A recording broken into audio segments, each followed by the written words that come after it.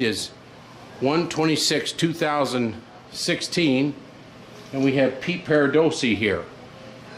We're in Evansville, Indiana right now, and the reason we're doing this interview is Pete Paradossi is a World War II veteran, and he was one that flew the Hump over there in from India to Burma to China in World War II.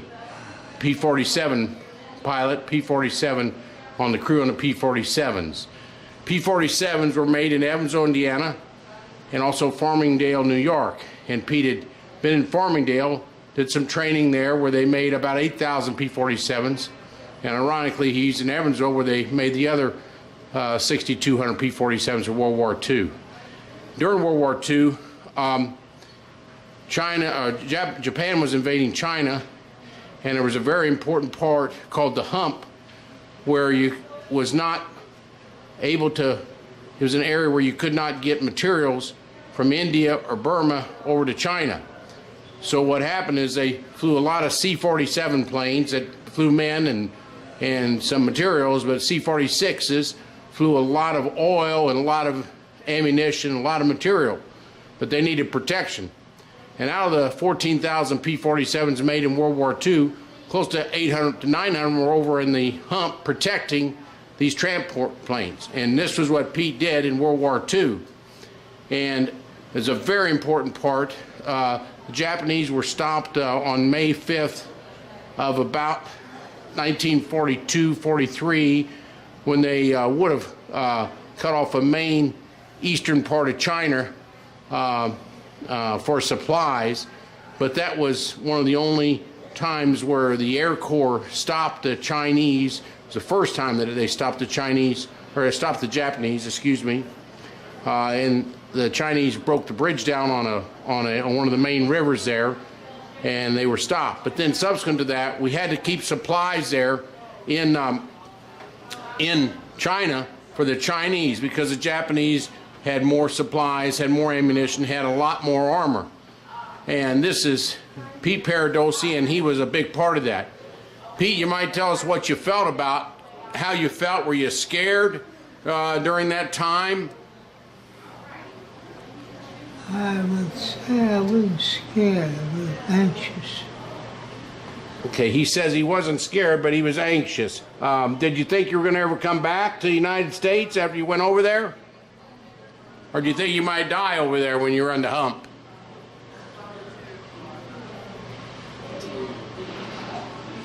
I really didn't have any.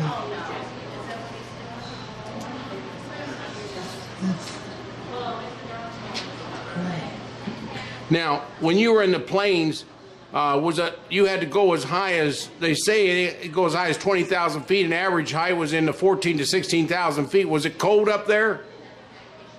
Yes, it was. And did you use your oxygen? My own issue. Everybody over 10,000 feet, you were using oxygen to keep your head clear? Exactly. Did you have to shoot the guns very much? No, we did a lot of this.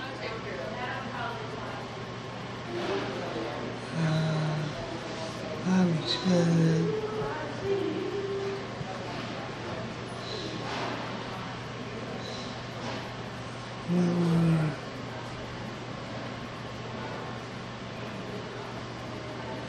Did you drop any bombs, or mostly shoot the Browning guns off the 8 Browning guns off the P-47s, or did you drop bombs or any missiles? Bombs, and just hit the Japanese camps and things like that, supplies. Did you usually have 500-pound bombs or 1,000-pound bombs? 500. And how many on each wing? 1 on each wing or 2 on each wing?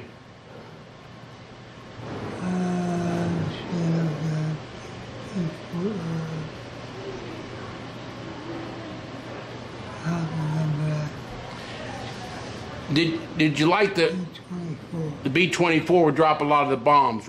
You were on the P-47 though, were you not? Yeah. And you were the pilot? I was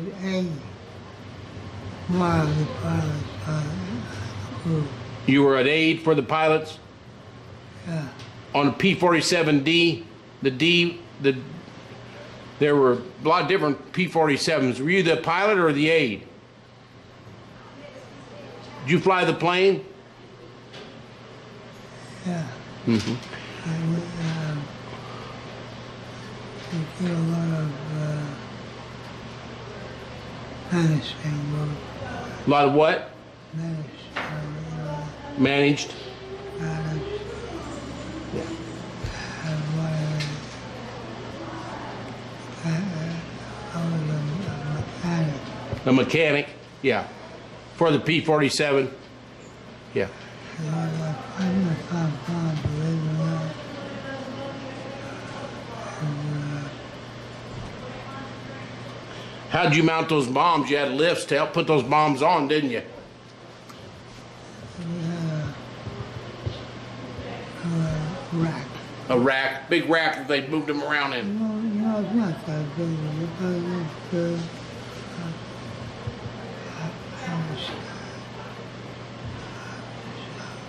But the rack did help. oh, You used the rack because you couldn't, 500 pounds too big, so the rack would help you mount it on each wing.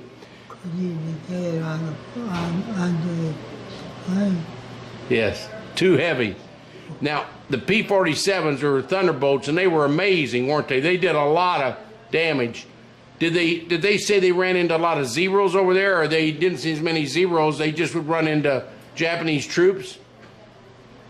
Well, some thought we shot a lot of zero marks, but I think it was a good amount of bombs, 500. A lot of bombs. Were you in India or Burma, or were you over in China loading those bombs up?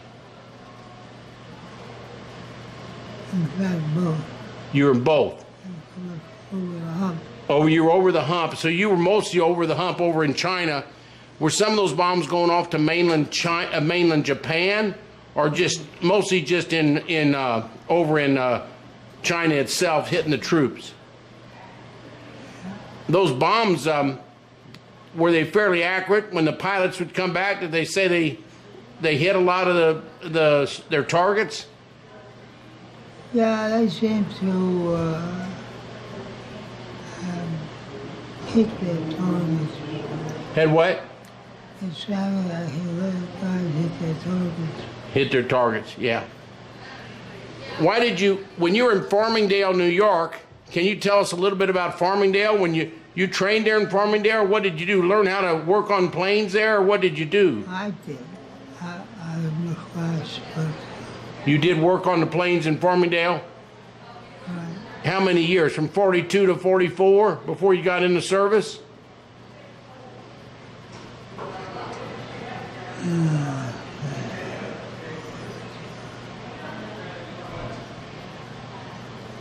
How old are you now, Pete? You're born in 25? So you're about 90 right now. Yeah, yeah. When you were in Farmingdale, did you like it there? Seeing all those P-47s made? Yeah. Yeah. That was near your home. Well, my home at the time was, and still is, Scottsboro, New York. Scottsboro. Sloats. What? Sloats. Sloats, New York. Right. S-L-O-A-T-S, New York. And that's where you're born and raised?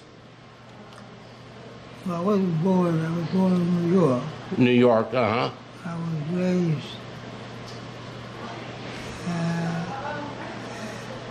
At Sloats. Sloats. Is that on Long Island or is that on the mainland? No, north. North of New York City. What? 4 miles from here. 4 miles. I was sitting on that. 4 miles north of New York, or near the Washington Bridge. Right. Yeah. Now, when you went to basic training, and after basic training, then you went overseas.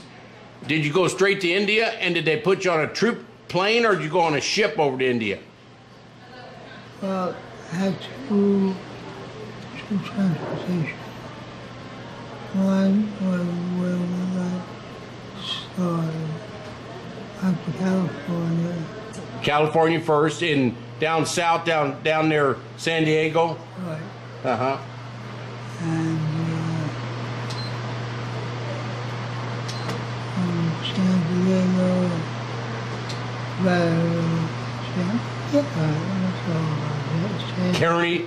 Kearney, or Miramar.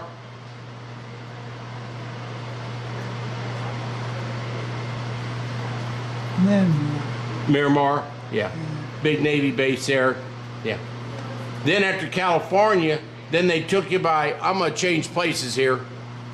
Okay, then you went to San Diego, and then from San Diego you went to India, and you went by ship. They have you on a troop, one of the Liberty ships, or were you on LST or Liberty? Some type of transport ship. Got seasick. Did you run into any Japanese subs or any Zeros on the way? We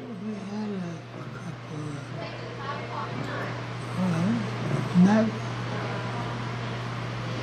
couple of, we're out the signal for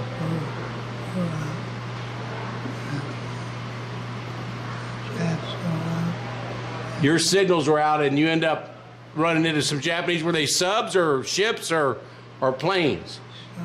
Subs. It scare you? Did they shoot some torpedoes at you? I'm scared. Think about dying. Yeah. But I didn't work out. You what? I didn't work out. You lived through that. Then they got you all the way to India, around to China there, and then when you went up into India, then they got you on a plane to take you out to China through the Hump. What kind of plane did you go on? A C-47 or a B-20? Probably a C-47 transport or a C-46 through the Hump. Yeah.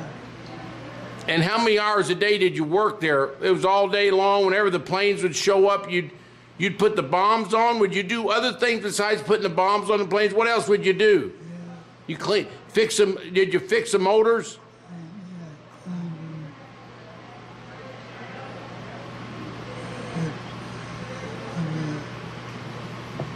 Great experience. Clean the springs? Yeah, just a general cleansing.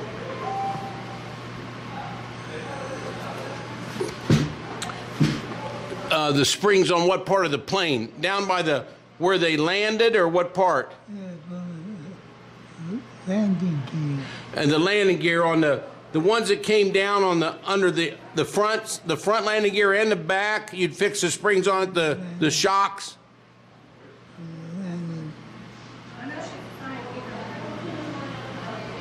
Because it got pretty messed up with the hard landings, I bet, because did you remember the monsoons over there and the bad rain?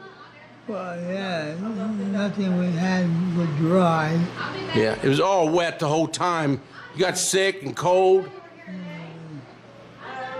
How about the runways? They were always wet too, and the runways weren't good concrete. That's what they were all doing, making runways all the time, because they'd all be flooded when those planes would land.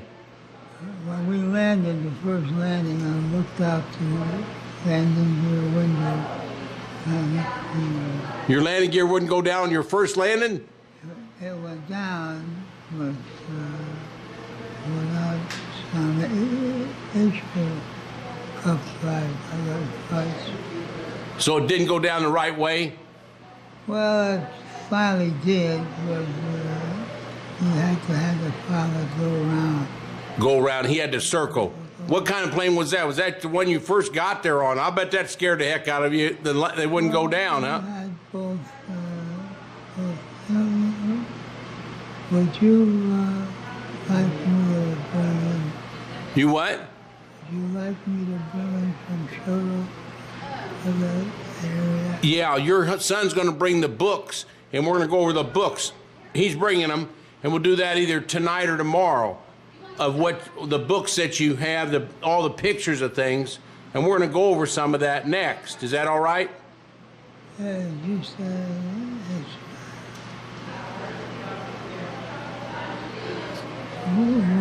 working on tonight is not what I get to do.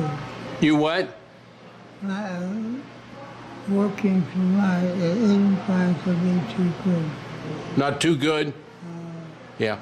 Now, when you worked on the P-47s, with 800 of them over there, did you mostly work on the springs, on the landing gear, and then the amount of the bombs? Did you do anything else on the P-47s? We did almost everything each guy. Everything. Whatever had to be done, you did it. That's it. You fixed everything. How'd you learn how to do all that, Pete? Did you learn it from Farmingdale, or did you learn it as a kid, or how'd you learn how to be such a good mechanic? No, good thing you mention that. You what? Funny thing you mention that because I didn't know much I know about. So as a kid, you weren't a mechanic till you got in the war, were you? No, And would you learn most of your stuff in Farmingdale, or did you learn it in San Diego, or just on the job training in India and China and Burma? you got it. You got it, on the job training. But did you help with the engine too, and help with the wings and the inside and the guns, everything? I understand that. Say a lot of the wings had A lot of the wings had gotten shot, holes in them and things. The ailerons weren't working right sometimes. You had to fix the wires on that. And then the rudder, you probably had to fix the rudder some. oh yeah. Everything. Those pilots loved you, though. They knew they weren't going up without you. They were the nicest in the world to you, weren't they? We were their lions. You were their life, weren't you? If you didn't do... How about gasoline? They had to bring all gallons of gasoline, like 55-gallon drums would come over on the C-46s. I mean, that's masses of gas. When they landed, if they crashed, it would be a terrible fire. Did you see any fires when they landed and had a fire or anything like that? We watched them land a little bit because we wanted to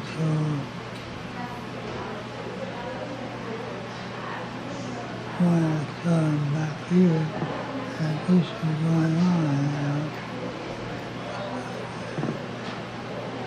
But you'd watch them land. You'd watch all the transport planes coming in. That was an amazing feat because nothing could get across the Himalayas on trains or trucks or animals, so it was all by plane. It was flying the hump. That was amazing history to fly the hump, and they called it Tin Alley because lots of planes went down. I think we lost 1,000 planes and 1,800 men over there in flying the hump over that 3-4 year period of time. Do you remember when you flew the Tin Alley where you saw some planes that had been crashed down in the forest there, or did you remember any of that? No, that was a little... Before I got there. Maybe before you got there, we were losing a lot. But they didn't have good weather and weather reports. They didn't know how to fly and all that. And that altitude was high. It was cold.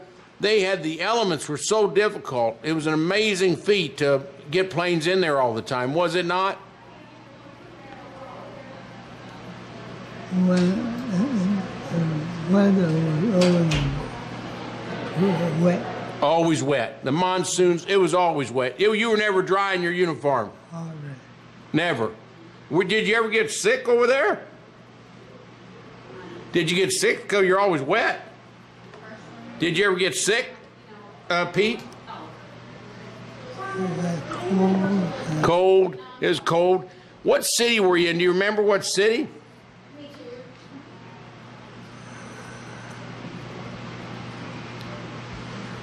Just something in China? Were you more in China or more in India? More in India, yeah. Boy, we really appreciate your effort in World War II. That's an amazing thing that you did. Now, what'd you do for a living after you got out of the service? did you live in New York and then you're in Evansville right now? What'd you do in New York City for a living? Well, my folks, yeah, when I came over, my dad would go over 5, 6 years after my mother. And Your dad came over 5 or 6 years after your mother, is what you just said. From Italy? yeah, And then they landed in New York City. Did they go through Ellis Island? oh yeah. Went through Ellis Island about early 1900 or so. When did they come over? In 1900 or so? In the 1910. 1910. So through Ellis Island, and Mom came 5 years later. Were they married before they came over? No, And then they met each other in New York? right. And then what did Mom and Dad do for a living in New York City? Well, we were helping them out. They what? We were helping them out with food Food and things, yes. and then it was good. What'd you do for a living after you came back from the war? Did you work in retail? Restaurants, Restaurants? What kind of restaurant? Italian? What's your favorite recipe? Lasagna? well, that's an item. An item, yes. Did you cook or did you work at a maitre d' or what did you do? No, I cooked. You cooked, okay. So you from northern or southern or middle Italy? Down by Sardinia or in the middle of Italy or up north? Middle? Near Naples? Or near Rome? Or Florence?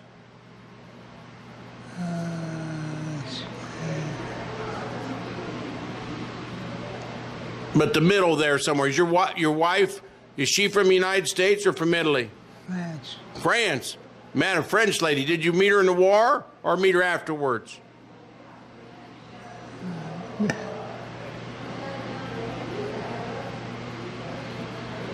I think it was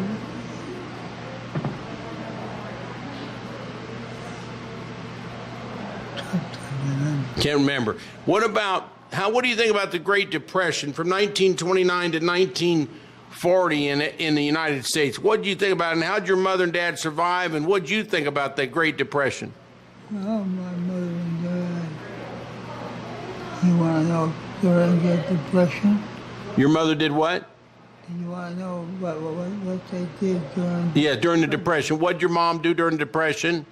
Well, my mom, then after she had friends to begin with, my dad threw friends with her back in the 20s and 30s. What'd he do? What'd your dad do? that was a bus. Bus driver? Not really more than that. It was a horse and wagon. Horse and wagon with a horse and buggy, and sort of drove the horse and buggy around New York City, or that other city. What was that city? What's the name of that city you're from? Sales. But he drove a horse and buggy. And Mom, what did she do? Help with houses and things like that, or? Yeah, well, not too much. She didn't get too involved. But she could. My dad, he finally wound up with he went to work, but they would get to work with Santini boys. With the Shantine boys? Santini. With the Santine boys. What did he do for the Santine boys? What did he do for them? Horse and wagon. Horse and wagon. They had a company there, horse and wagon. Yeah. Yeah. And that got him some money in the 30s. But you didn't have much money in the 30s. You were probably poor as a church like everybody else in the United States was. Did you have brothers or sisters? One brother, one sister. Did either one of them go to the war in World War II? No. Yeah. Did you have a problem fighting Italy because we were in war against Italy? Did that bother you because that was your homeland? No, didn't have any problem. No problem with that. What did you think about World War II? Did you think we were going to win that war or not? And were you scared about us maybe being dominated by the Japanese emperor and Hitler and Mussolini? What were your fears at that time in the early 40s? That any one of us. Not my dad was already. Your dad was what? He was out of the war. He was out of the war, yeah. But did you fear that we were going to be conquered by the others? Because you're right on the coastline, and the Japanese subs or the German subs were right out by you, and you heard all those rumors. Didn't you have fear before you got in the military? Weren't you feared that they were going to take us over? Oh, absolutely. Were Mom and Dad scared? And how much did you weigh and how tall were you when you got in the military, and where did you go to basic training? Did you go there in Long Island or in New York, or where was your basic training? We went first to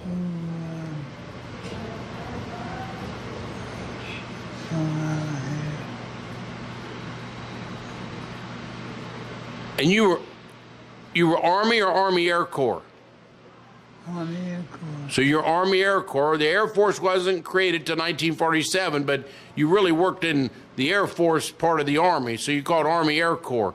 Why did you pick the Army Air Corps? Did you like to fly, or why did you always want to fly? I was always involved. Always involved, yeah. Had you ever gone to Farmingdale where they made the P-47s before you were in the service? Oh, yeah. How long did you work there before the service, before you got in the service? About 2 years? 2.5 years. At Farmingdale, what did you do on the line there in Farmingdale? For most fixing, broken up ships, loading them